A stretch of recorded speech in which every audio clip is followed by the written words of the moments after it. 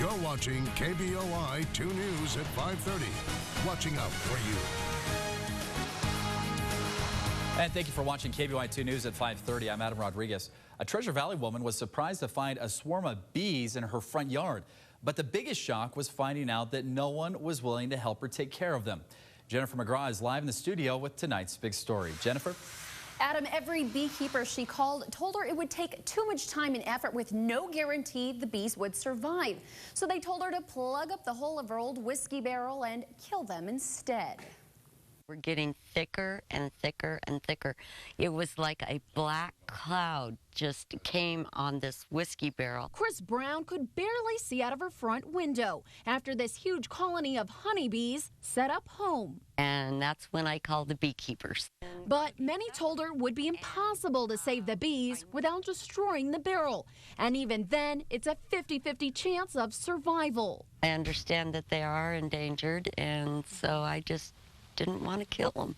We happened to find the only beekeeper in the Treasure Valley that was willing to take on the hive. They're in there. There's a ton of bees in there. Doug Cleveland came to the rescue. He devised a plan to pick up the barrel, cart it off to his house where he could save the bees and the barrel.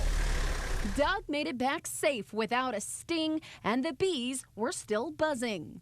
So after all of that, Doug cut a chunk of wood out of this barrel, and now the bee colony can move upwards into this box, which will eventually become their hive. This should be full of several thousand, maybe 10, 15,000 bees within a few weeks. It won't produce any honey this year, but next year he'll get a few jars. But that's not why he does it. This is a great hobby. I love sharing it with people.